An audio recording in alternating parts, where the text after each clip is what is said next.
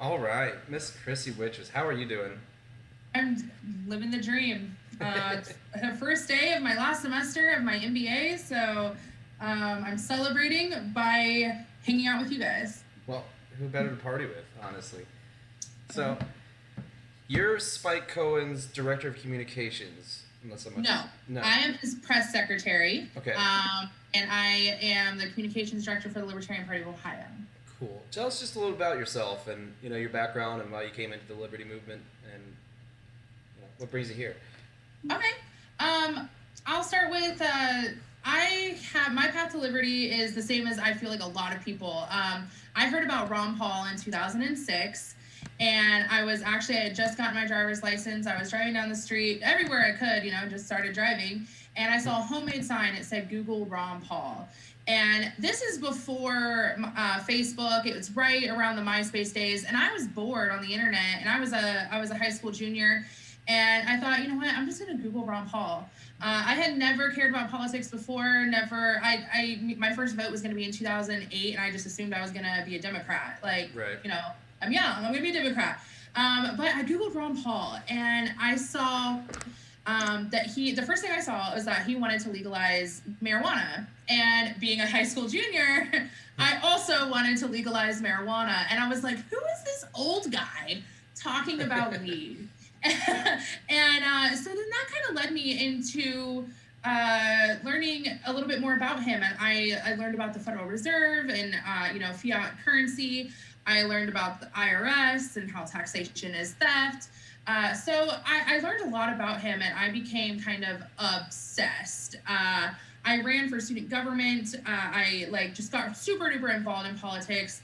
I worked as a social media volunteer in 2008, and then in 2012, I actually got a paid campaign position on his campaign doing the Northwest events coordination. So that's kind of my path into here.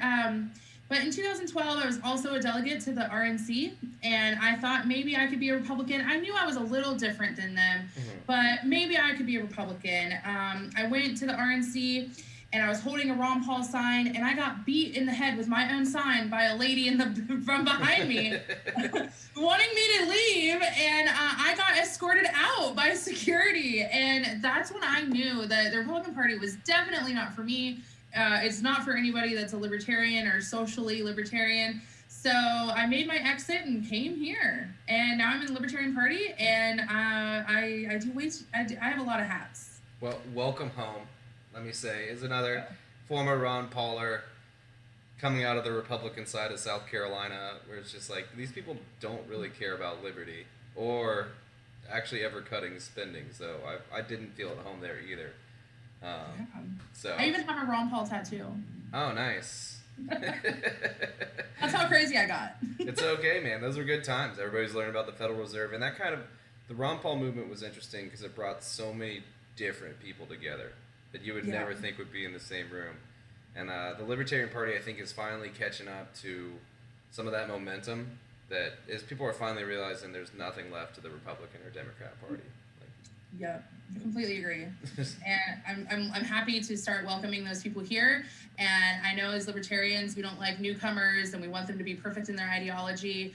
But, the more people that are willing to move that notch a little bit more towards liberty, the better.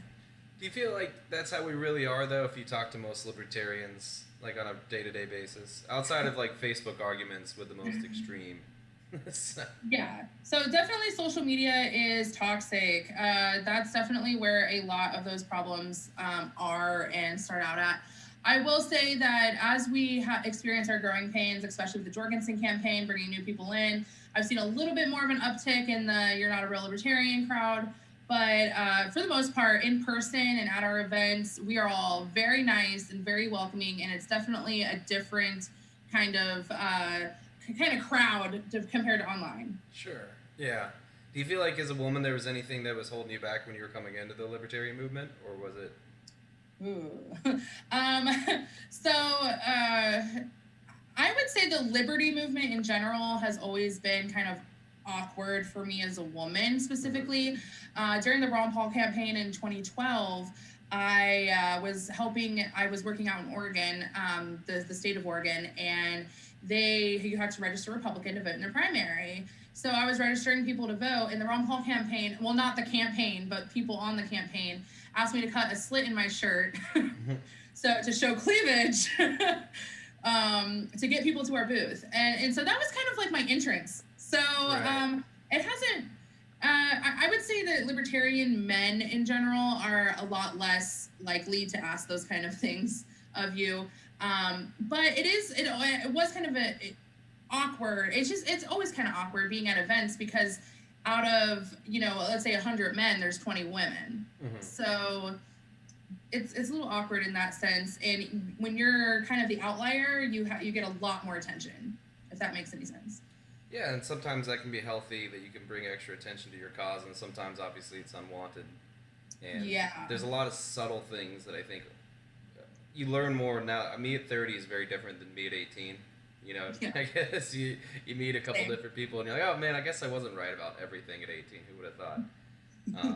And I've been really happy to see a lot more women and just in general minorities and stuff coming into the Libertarian Party. There's a really cool poll in Georgia that had Joe Jorgensen on it, where it just showed on the demographics. I think we were like 8%, which is pretty cool. That's really cool. That's awesome. But across the demographics of people who were voting Libertarian, it's pretty much just matched the demographics of society almost perfectly. Like we had the right amount of blacks, the right amount of women, right amount. It doesn't really matter about any of that stuff, but it's just cool to see that it's having that broad appeal that you don't get in a lot of the bigger parties. Yeah, I think having Joe Jorgensen as our candidate is really showing that, first of all, the Libertarian Party isn't just old white men, right? Because we elected a woman, or we nominated a woman. It's also bringing in, I feel, a lot more minorities and a lot more women than maybe the Johnson campaign did, because I know for myself, I was not inspired by Hillary Clinton. I did not want her to be the first woman president. I was like, no, not her. And we can do better. Yes, and now we have done better. We have a woman that will be on all 50 ballots, and I feel, even if I wasn't libertarian now, I have to be, because look at the divisiveness in culture right now, and seeing that a woman can come in and be so unifying. She's just bringing so many people, and I know that we've already got more women in the Libertarian Party of Ohio who came because of Joe Jorgensen, and they've said specifically because she inspired them to get involved. And it's nice because as women, who we have in as political heroes, aren't really political heroes. I've been compared to Leslie Knope a lot from Parks and Recreation. Nice. And she's not even real. I've been called Sarah Palin. It's just, I'm so happy to have a political hero that can speak to all women and not just be a joke. Right, it almost is like, oh, well, you're a woman and you have this ideology and you're pigeonholed right into this automatic path. That's got to be kind of funny. People just assume as a cis white male I'm like a boring Republican or something, which is always fun too. But this has been a really pure libertarian ticket on a lot of ways. Like we've had like Bob Barr and Wayne Allen Root and Bill Weld, and I love Gary Johnson, so I'm not going to talk against him, but he does come out of the former Republican side, and we have more of a here's what a libertarian really is. And I feel for the first time we have a true libertarian that she didn't just come from another party. Yeah, so I feel like that's been really healthy for the Libertarian Party to break away from the Republican side, because I don't really view them, because a lot of times we've had two people today talk about how we're Republicans who smoke pot, and it's like, that's not really true. Right. They talk very differently. Right, absolutely. I've had people, more Republicans leaning people, try to tell me what the Libertarian Party believes, and they don't even know that we're open border or that we want to decriminalize sex work. And when I tell them that, they're like, okay. Yeah, okay. right. Was a little far. But that's what I love about Joe Jorgensen and Spike Cohen, is that they're unapologetic when it comes to those issues. Yeah, it's been really interesting hearing Joe Jorgensen talk about sex worker issues, and an issue that no one else will touch. It's kind of like the Libertarian Party was talking about gay marriage in the 70s, 40 years before the I mean, Hillary Clinton, I think in 2013 was still anti-gay marriage. One man, one woman, still then.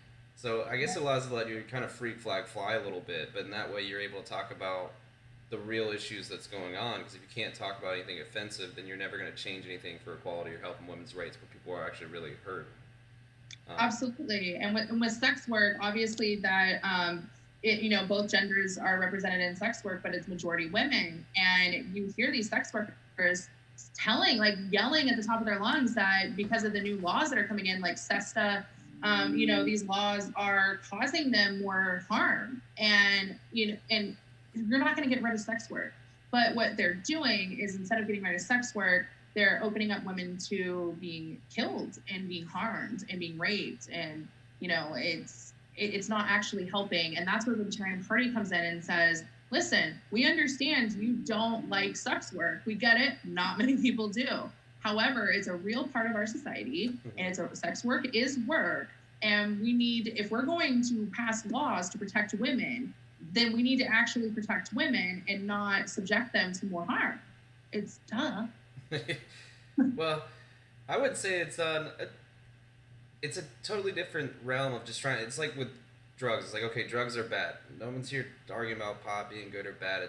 It's about what prohibition does and putting so many people at risk. And you're really making these women victims without any options to protect themselves, which is kind of like, how is this constructive, practical policy that will reduce harm? Yeah, and now they've kind of, I know in my state, we just had an issue about a year ago in Columbus. They had a human trafficking sting. That sounds great, doesn't it? Wow, they went after human traffickers. That's so awesome.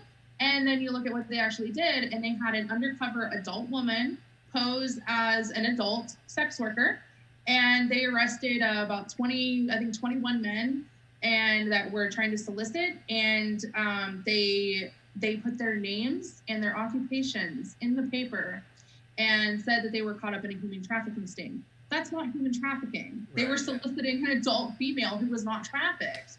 So when you conflate those two issues, that's where you get like this huge divide, and you get people really upset. They're like, oh, you want to legalize sex work, so you just want human traffickers walking around. And that's not the case at all. Yeah, you're trying to actually stop the kids in shipping containers and stuff.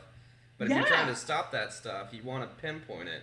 And what we're doing by taking all consenting of sex between adults is taking a haystack and dumping it on your needle and saying, figure this problem out.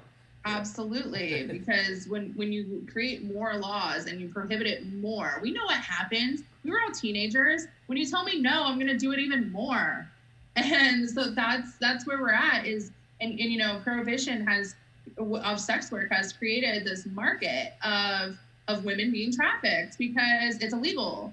And who flourishes in illegal, in prohibition, which is criminals, So I couldn't even tell you. These people. Well, it's interesting to see. Do you feel like with younger women, they're a little bit disillusioned with the Democrat Party? There's almost no chance, it seems like, if you look at demographics, young women are not going to the Republicans. Almost a no sale. Yeah, no, they definitely don't want to go Republican. I actually just posted a meme the other day. Well, not really a meme, more. I photoshopped Joe Biden over my shoulder and Trump right next to me, and said, I don't want anyone to sniff my hair and grab my pussy. Sorry, I don't know if I can say the P word on here. I think you can. It's already been said. It's fine. Okay. Someone's already said pussy. Damn it, I wanted to be the first one. We had the sex education worker on already, Miss Angela. So. Oh, there you go. Why not?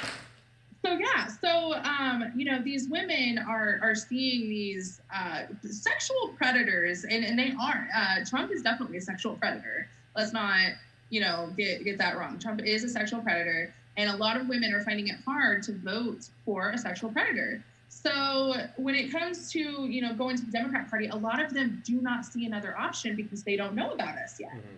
And when you have online, people representing themselves as libertarians, and they're acting like incels, or, there's people who call themselves libertarians that are complaining about girls being on OnlyFans. So we're not going to get those young girls, the more people speak about that kind of stuff. Yeah. And so if that's their only view of the Libertarian Party, of course they're not going to come to us. Of course they're going to go to the Democrats, because the Democrats, while they have not helped women at all and have, they have never been on the right side of history when it comes to women, they don't know anything else.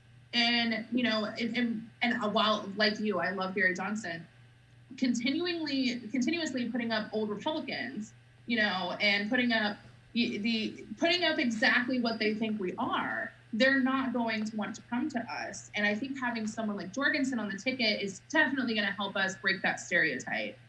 And hopefully we can get more women here before they hit the Democratic Party, especially the Zoomers, the Gen Z. Mm-hmm. They are begging for freedom and at the same time begging for rights. And look, here we are. And it just seems like, as bad as sometimes our connections and stuff have been, at least like the DNC and the RNC have just been total disasters to watch. It's been pretty hilarious. Yeah, like what? Oh my gosh. So I almost fell asleep during the DNC, and then I don't think I did enough drugs before the RNC. I don't know if there are enough drugs in America to do that. But, it's just gotten to such basic white noise on both sides, because they're out of ideas. They've been around now for 100 years, these parties, and they kind of push their agenda as far as they can go, but there's no new tax revenue to do it.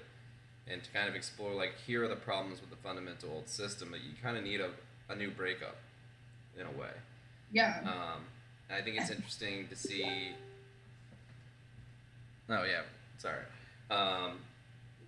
About how we can talk about bringing more women into the equation, this is the ultimate party of women's equality in many ways. It's the Libertarian Party. It's the ultimate party of human equality, but women especially, they have things they need to be worried about. Maybe gun rights are maybe even more important to women than they are to men.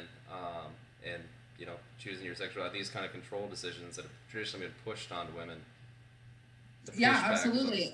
I'm glad you mentioned guns. I'm pretty sure I've seen a lot of stats saying that women are buying guns at like an unprecedented amount. It's crazy how many women are out there purchasing weapons, and they need to be. I'm a survivor of sexual assault myself, and I can't express enough how much the police do not help in those situations. And I mean, my story is the same as many, many women's story, that the police were not of help. And if you are armed, it's a lot harder to attack an armed woman, especially a trained armed woman. So we need to be buying weapons. We need to be carrying weapons.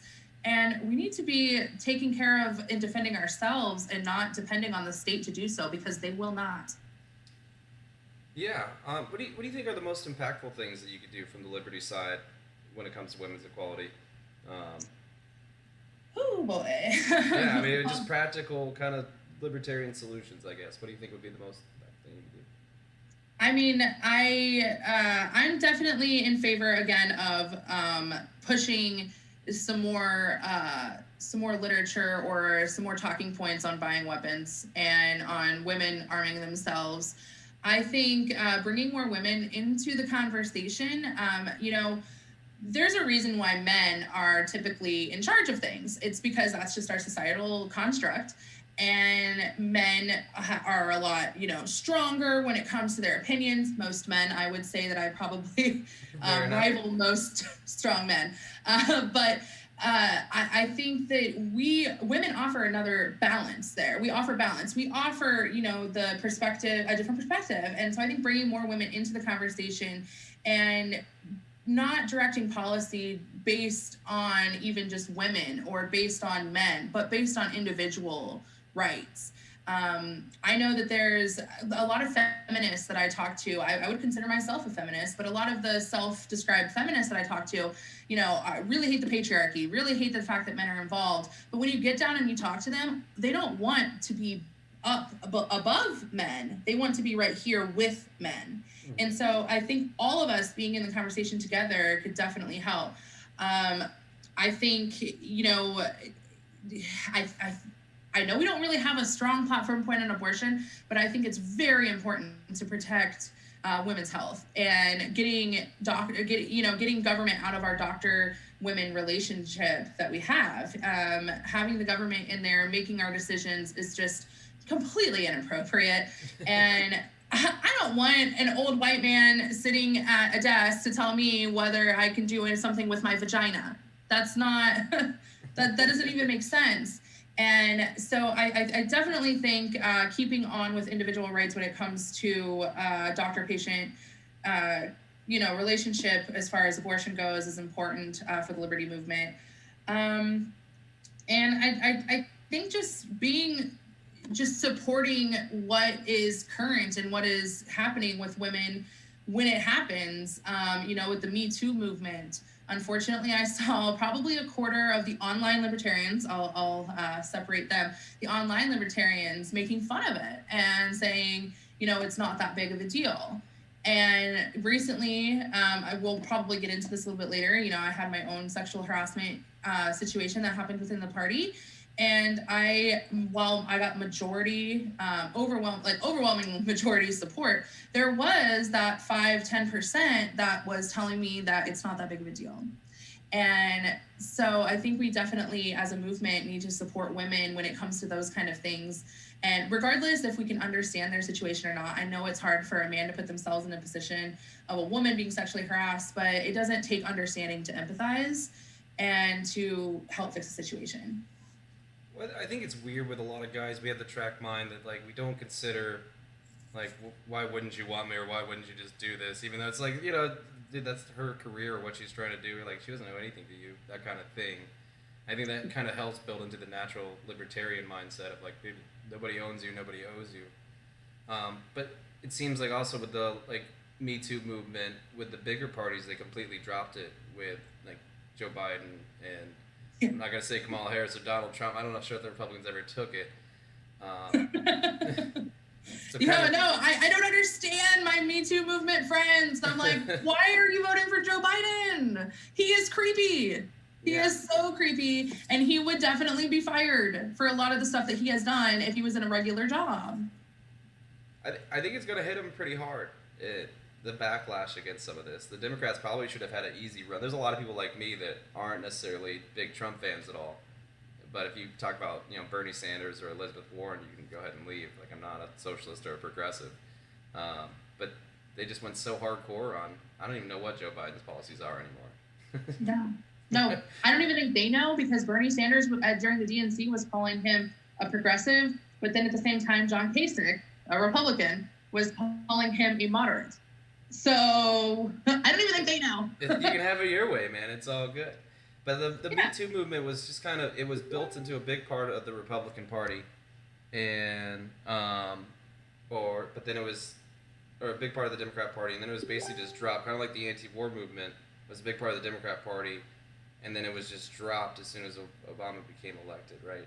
So with libertarians, they kind of do. Don't you think they have a little bit of a unique position to really push these in the kind of the pure form? Yes, we can be the ones, because the Me Too movement, a lot of people don't understand. They think that, he called her a bitch, now he's a sexual harasser. That's not what that is. The Me Too movement is about the pervasive sexual harassment and sexual assault of women that happens, especially in a professional capacity. And, our silence that we've had, because when we do speak up, we get... when I spoke up about a month ago about my issue, there were people, luckily I had written proof, but there were people who didn't believe me. And it is hard to speak up when the automatic thought for people is, no, she's probably lying.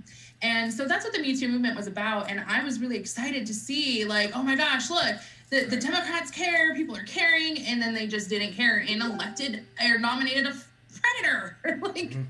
It honestly spit in the faces of these women who felt they had a place to go.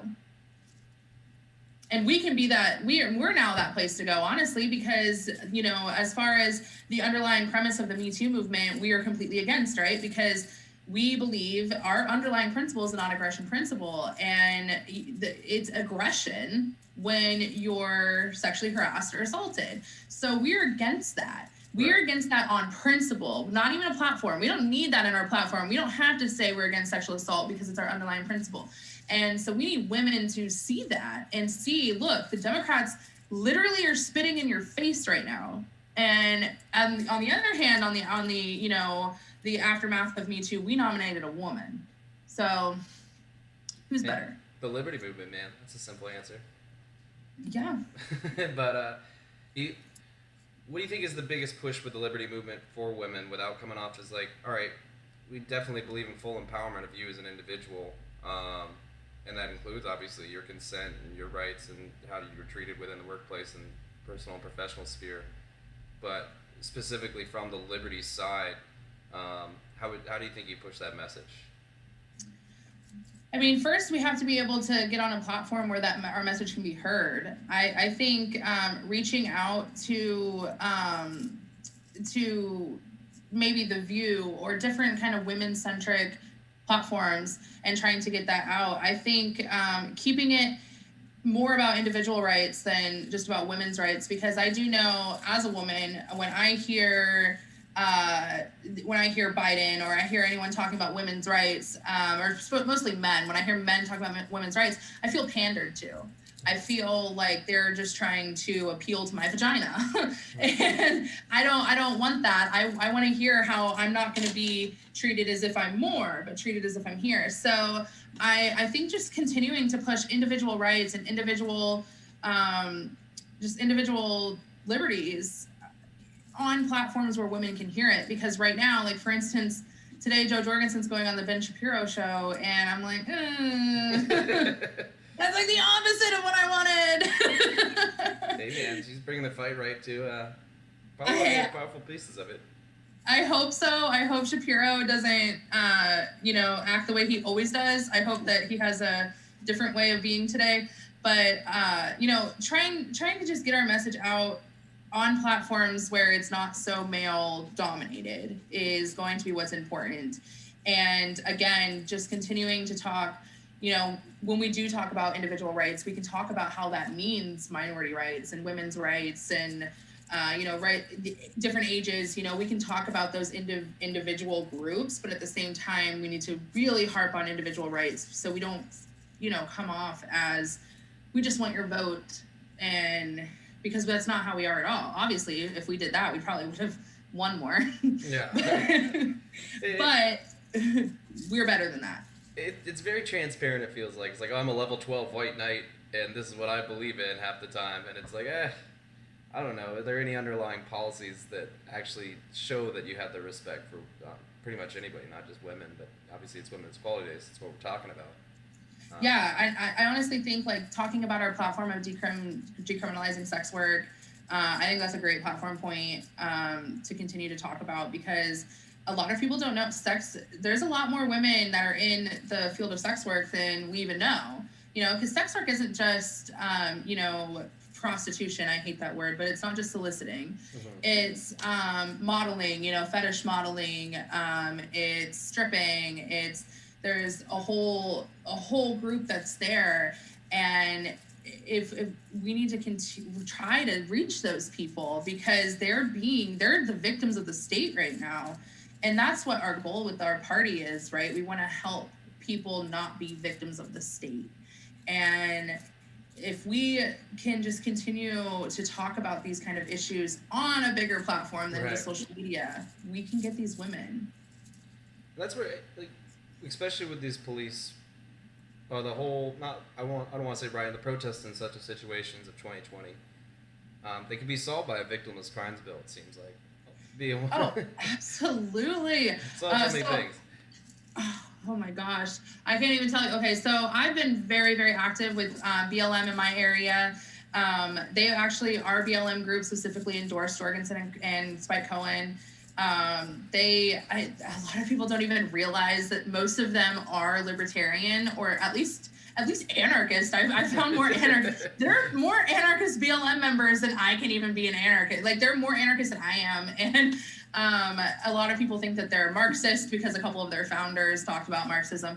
But most of these groups are disconnected from the national organization. And so these are people who they hate Biden. I mean, when I went there the day that Kamala Harris was chosen as a VP, and just talked to a few of the organizers there, and they were so upset. They felt like literally they were spit in the face again, because Biden chose a black woman, thinking that these BLM protesters would be just, oh yeah, you're a black woman. but they're not stupid. Yeah. They know that Kamala Harris has locked up more black people for weed than they can even count. They know that Biden authored the crime bill. They know this. They know that they're being victimized because of these Democratic policies. And so when they go and talk about, BLM and people of color on the DNC, they literally feel spit in the face. So, going and talking to these people is just so important when it comes to that. And with protesting, I'm one of those. We need more of it. We need more people in the streets. We need more libertarians down there helping. We need more. These are our people. These are people who are saying literally, fuck the government. They're smattered throughout there, the libertarians and these little groups. I went to a lot of Occupy Wall Street stuff because I lived in New York at the time. And it's like, I know you're really mad at banks. Trust me, I am too. you got to look at the past of how these things, they're able to operate the way they are. And if you go and talk to them and you go and and more importantly, if you go and listen to them, you can hear what their problems are and you can give them solutions they've never heard before. It's crazy. When I talked about ending qualified immunity, many of these BLM protesters did not even know what qualified immunity was. And it's because they don't tell us about that. Why would they tell us about that? And as libertarians, we're a bunch of nerds. We're political nerds. We know these things. We have this knowledge. We're lucky enough to have this knowledge. We should be going down and talking to these people because they're tired of it. They're ready for solutions, and we have them. We have the solutions. We just need people to vote for us so we can implement them. So, what do you think about women's equality in the workplace? Like, how has that been improving in the past 20 years, and where have we kind of taken steps backwards? Well, so I have, I think, a little bit unique experience. I think I was a bartender for 10 years. And while I was going to school, I actually just got a job with a major pharmaceutical company. So working in the executive level. So I've kind of taken, a big hit there. But honestly, it's kind of the same kind of thing though in both. So as a bartender, it's a story I tell often because it's so ridiculous. I was working, my boss smacked my butt as he walked by, and I was like, hey, that's not cool. And I was like, you know what, I'm gonna need the number for HR. And he gave me the number. I started typing it into my phone. It was his number. Oh, nice. Yeah. He said, we don't have HR. And so I was like, okay, that's crazy, but that's like a real situation, that kind of stuff. And when I've told other people that story, they're like, yeah, no, my boss did the same thing. Like literally, it's just a thing. And then as far as working in like a professional, more professional setting, I remember when I first started my MBA, and I dressed pretty young, I dressed pretty modern. I like, I wouldn't call a basic bitch. And I have to take the same test to get into school as everyone else. I have to do the same things as everyone else to get into, the classes that I got into. But I kind of had like an Elle Woods from Legally Blonde situation where nobody even wanted to be in my group. Nobody wanted nobody wanted to work with me because they just, and I even had later on, now that I'm almost done, I've had people say, yeah, no, I thought you were going to be really stupid. You proved me wrong. Yeah, and I'm like, well, how stupid? We're in the same classes. But they, because of how I dressed or because of how I looked or because I was a young woman, my class that I'm graduating with is only 15% women. Mm-hmm. So that's kind of how a lot of women felt is, when you're trying to get a professional graduate degree and none of these men will even work with you because they think that, oh, you're a woman, so you must be a little slower than us. It wasn't purposeful, of course. None of these men just sat there and said, she's stupid, she's a woman. They thought it's institutional in them. They're like, oh, okay, just pass over that. And so now working in a major pharmaceutical company, I'm the youngest one in my office by about 15 years, and it's so weird because nobody really wants to go to lunch. Nobody wants to really chat. They just see a young woman, and it's kind of, you have to prove your worth a lot more than usual. Sure. And just as a woman, and I'm the last person to ever, like, I never even really talk about this. Today is probably, and besides, the last month of the incident that I brought up earlier, I don't really even talk about, like, oh, because I'm a woman, right? Like, oh, you just don't like me because I'm a woman. I never throw out that gender card. But I do see it all of the time. I mean, I've had my husband, he's in the party, he's libertarian. I've had people call me Brandon's wife more times than I can count. And I brought him into the party. Damn it. Yep. He should be Kryssy's husband. All right, if anything, this was fair, okay? I'm like, oh, well, Brandon's wife. I'm like, you know my name. I've been working for you for a decade. So it's just a thing that happens. And while I typically get over it a lot quicker than I probably even should, that's not to say that other women can get over that just as easy and just say, hey, you know what?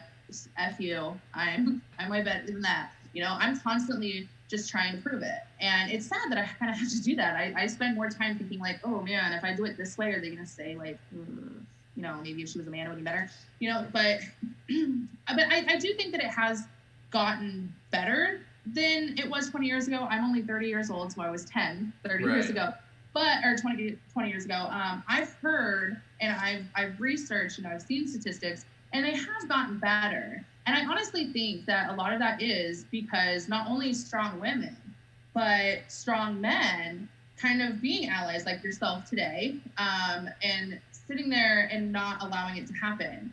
I can complain all the time, but I'm just an emotional woman, But if a man sees it, I can be a pretty emotional man sometimes myself, so I get it.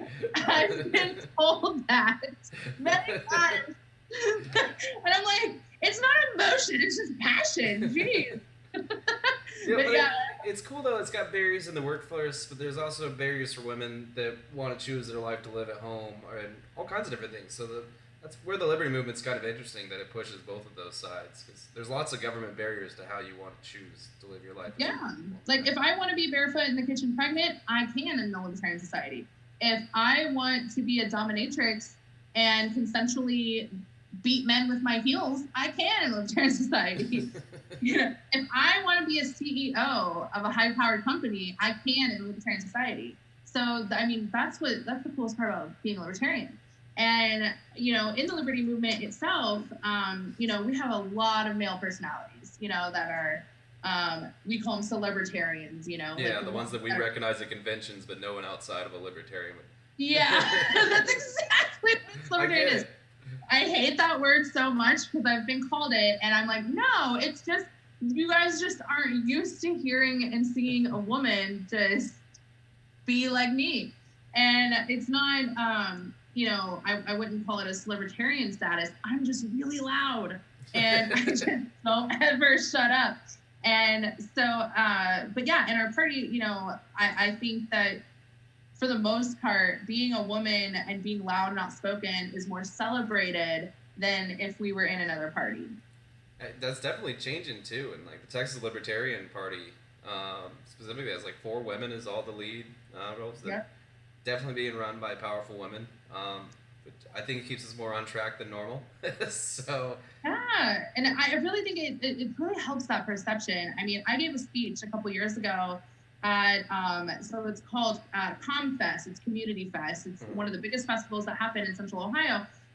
I call it a hippie fest. Definitely hippies. I'm a hippie myself, so I loved it.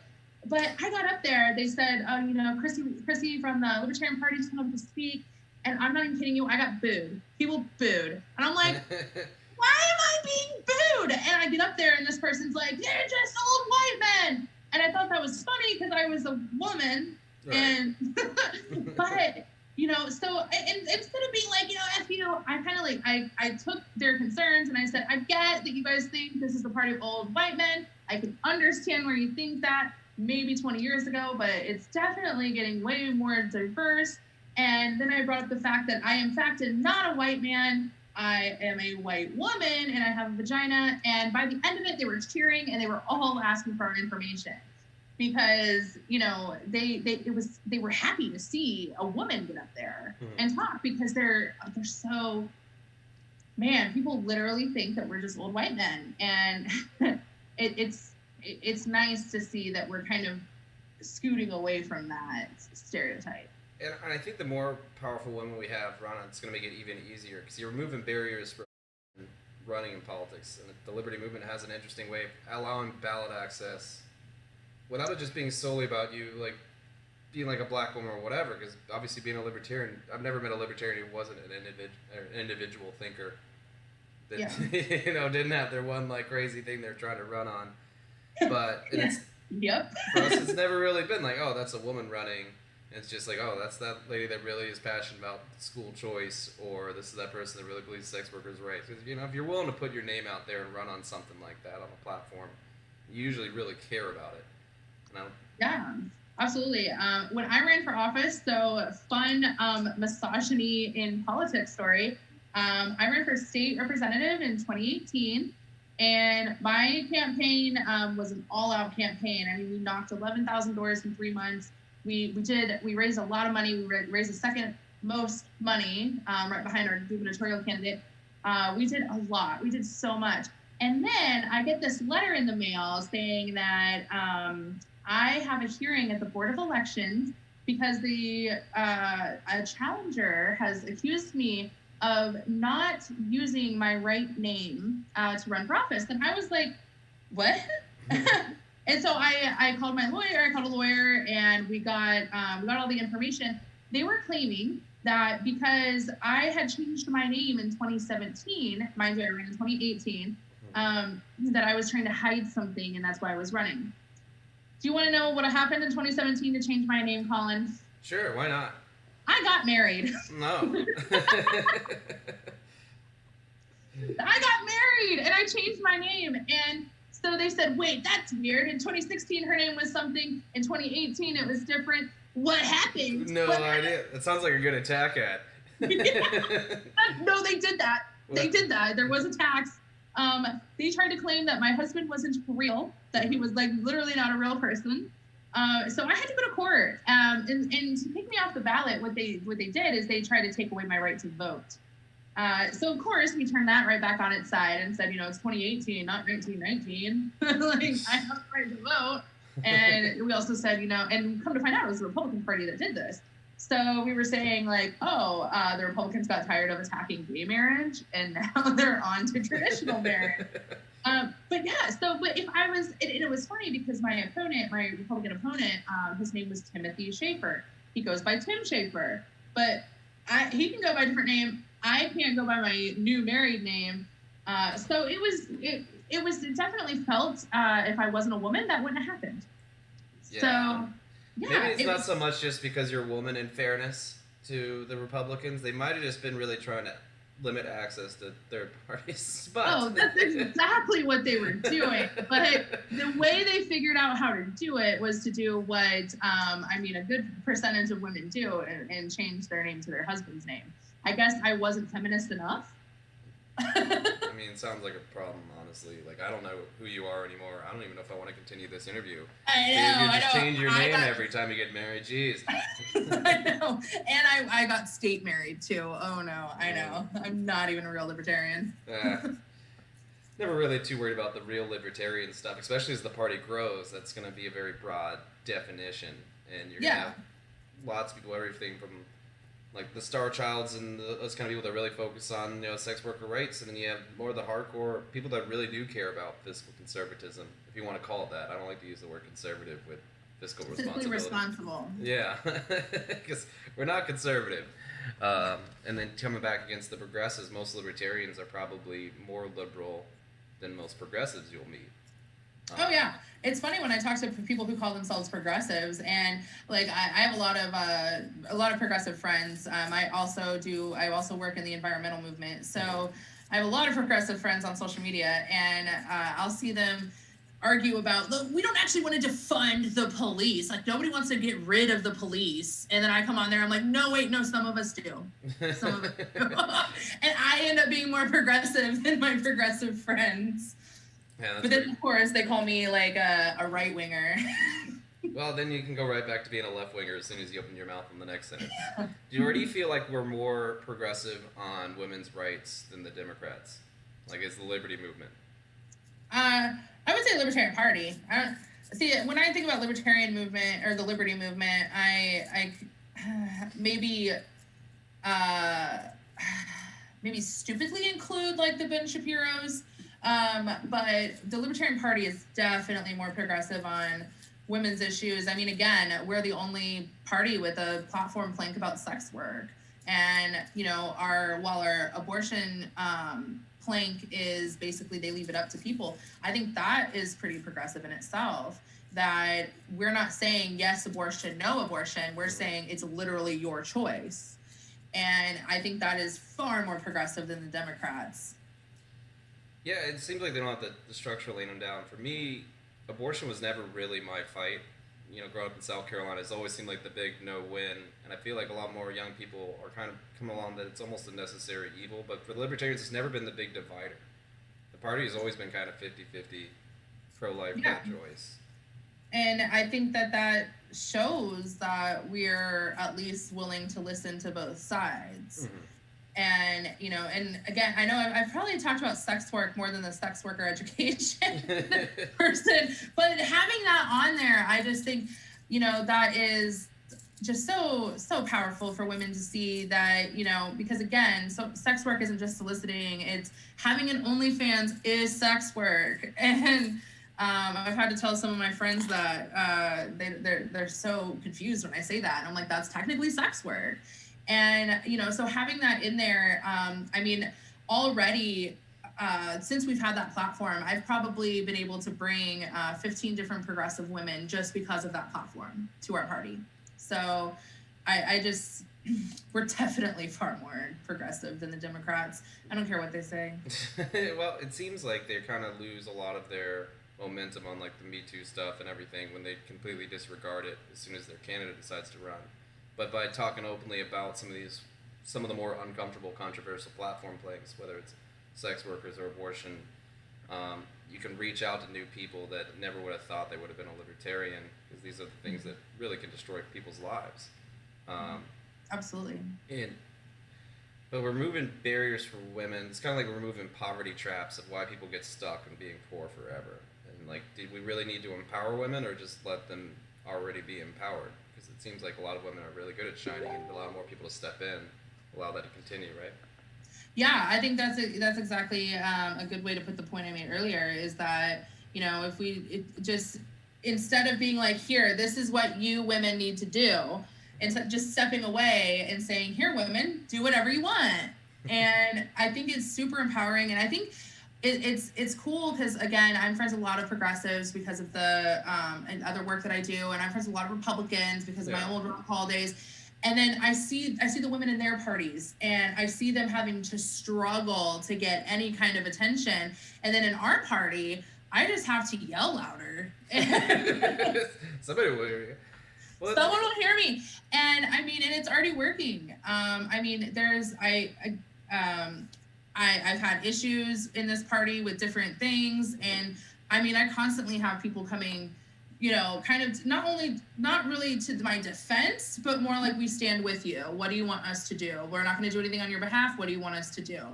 And I really appreciate that, because, women don't need white knights all the time. We just need men to kind of be by our side if we need them to be, because we're big girls. We put on our big girl panties, and we can be big girls. And it's really cool being in this party and seeing how that kind of works. I mean, I get sexually explicit messages in my messenger all of the time. My favorite one is this guy wrote me and said, would you like this libertarian dick or nah? And so I sent him a money request. I sent him a request for $1,000, and I took a screenshot and I put it on my Facebook. And none of my friends were like, oh my God, I'm gonna dox him, and I'm gonna like talk shit to him, or I'm gonna do all this. No, they just went ahead and sent him money requests too. Rightfully publicly shaved. Yeah. I honestly, and see, isn't that the free market way of talking about bad behavior? Is okay, that's bad behavior. You probably should not send that kind of message to women that you don't know or that you do know, unless it's wanted. And, instead of reporting them to Facebook or whatever, we just sent him money requests. Like, here, we'll show you ours. If you show me yours, here's give me $1,000. It's We'll see where it goes from there, I guess. Nothing's been said after that. So what did not respond. So what about the Let Her Speak movement? How do you feel about that? What's your involvement? Well, I'm so happy that it's happening. I still have, I went to the convoy here in Columbus, and it was really great, and it was really cool. So, side story, the BLM group that endorsed Jorgensen and Cohen came and brought like 15 people. Oh, yeah. And yeah, so it was like really, really cool to see like all these people coming together. But so we went and we did the convoy. It was really, really great. I still have it all written on my car. And I hit, because we wrote with like the car markers, right. Let Her Speak, Joe20.com. And I still get honks. I get honks, and it's mostly truck drivers. So I don't know if there's like a truck driver Jorgensen group, but they'll throw out their fists and they're like, yeah. So I was really, really happy to see that starting. And I love the hashtag on my Twitter, at least, was #2 on trending. And like, that was really, really cool. And I've had some people that were like, that saw the stuff written on my car, and they said, oh, Joe20, like Joe Biden. And I'm like, it says let her speak. Not it that says Joe. Let her speak. Not that Joe. The one who's not a predator. I think it's just so great, and I'm really excited to see so many people involved in it. And we've gotten a lot of new people in our state party that came because they started with Let Her Speak. And I just think it's so cool that a separate organization kind of sprung up with this candidacy. So that way, we have different facets of stuff coming together. And I'm really excited because the first debate is going to be here in Ohio. And we have a convoy going up there too. Heck yeah. So, well, it's like the bigger part of the Ron Paul movement that wasn't about Ron Paul became like the People for Liberty or the Young Americans for Liberty kind of side, and that lasted a lot longer. But maybe the Let Her Speak, whatever happens with the Jorgensen campaign, which, I don't think any of us have false optimism about her becoming president this time, but like the message that she brings to the table is incredibly important to have there. And how that continues on, if it's done through like a Let Her Speak or something that could bring in a lot more people that wouldn't normally be associated with the Libertarian Party. Absolutely. And I think that's important because, maybe some people aren't a libertarian, but they still support Joe Jorgensen. That maybe they're not fully there yet. And that's completely fine. Everyone has their own journeys. And so having a separate organization that can kind of, help those people still stay involved and still stay active, I think that's fantastic.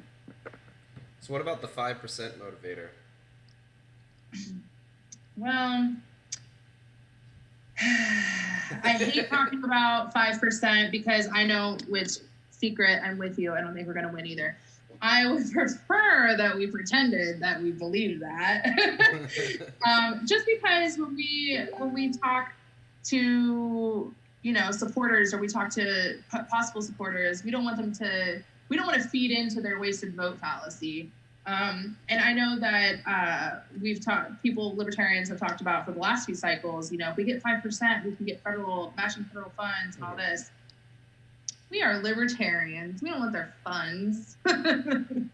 Honestly, it's not about, I don't want to say that Joe can't win. It's about that she can win in a lot of huge ways. Like, the only way they ever had any reform beforehand was Ross Perot almost winning in the 1990s. And then the Republicans and Democrats kind of got their stuff together. And the more libertarians bring in, and she's bringing in, I think she's going to get way more votes than Gary Johnson by far. I hope so. So with 5%, what that means for us here in Ohio, which is selfishly my main concern, we have to get 3% to retain ballot access. And we're actually the 5th largest party in the Libertarian Party. So we definitely want to keep that.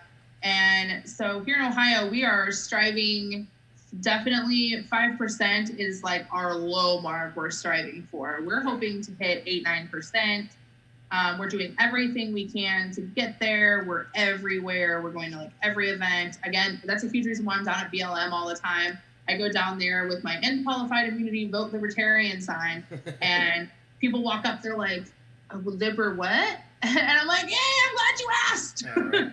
Well, it's weird, but a lot of states like Pennsylvania, where the Libertarian Party spends hundreds of thousands of dollars just getting access to be on the ballot in that state.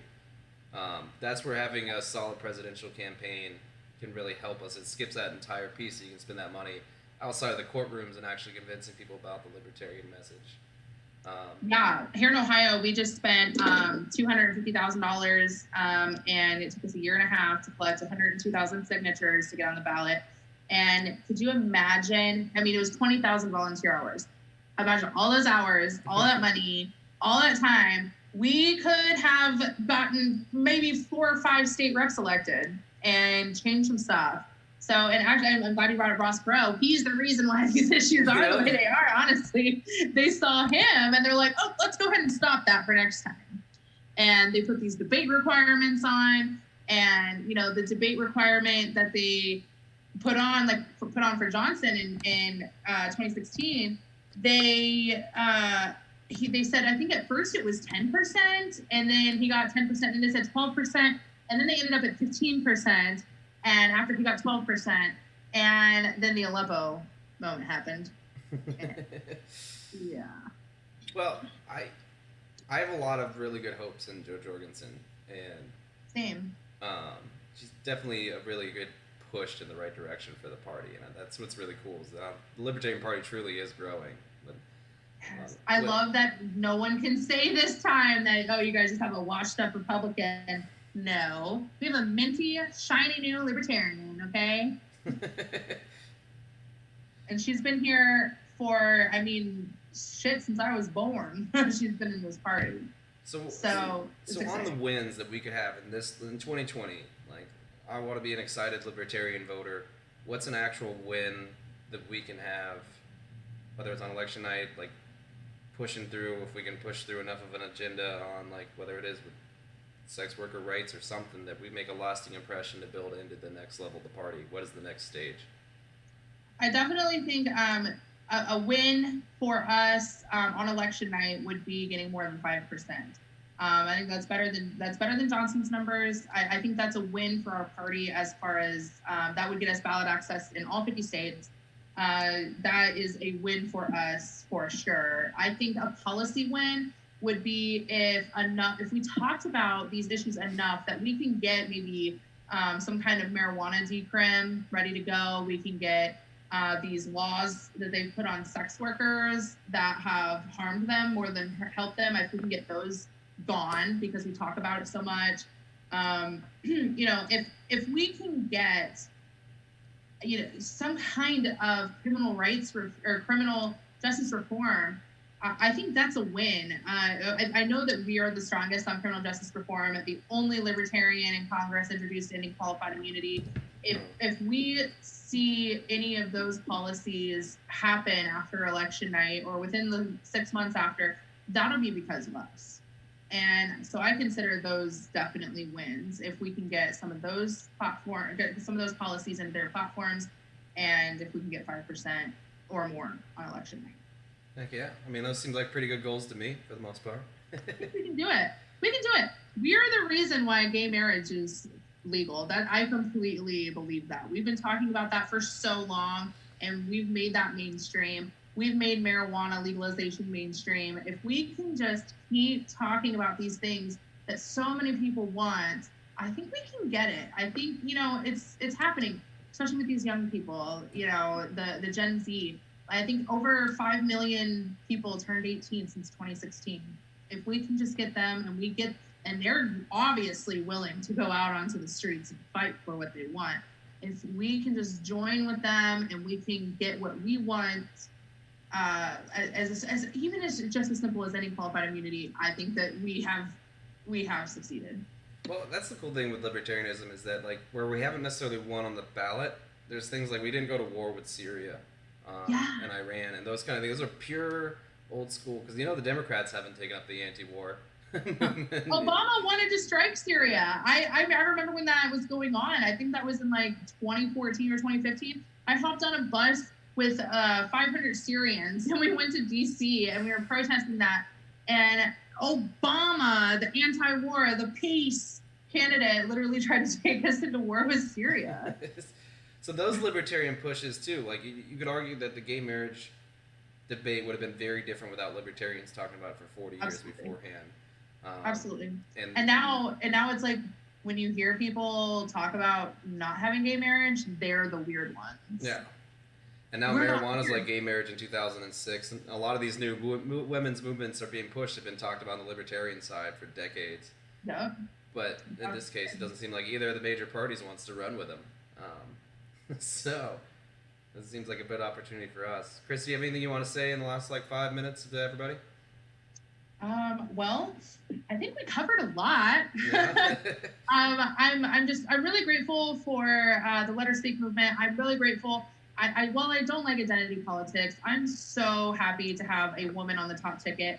I mentioned earlier, I'm 30 years old. I have never had a woman to look up to in politics ever. And I know people say, well, Hillary Clinton, no, it's not even comparable. So I'm just really excited that my vote in 2020, the 100-year anniversary of the women's suffrage movement gaining the right to vote for us.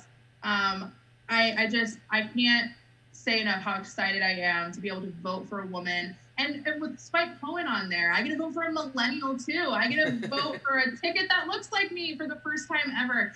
And women have never really gotten that. And again, with Hillary Clinton, she doesn't count. I'm pretty sure Alex Jones said she smells like sulfur, so she's probably a demon. So she doesn't count. But, having a principled woman up there, having a millennial principled man up there as her sidekick, he's her sidekick. I actually heard someone call him Mr. Jorgensen. Well, is that progress? Is that a step in the right direction? I think that's progress. I want to say that it's societal progress that they called her running mate Mr. Jorgensen. So just seeing that kind of ticket up there is not only inspiring to myself.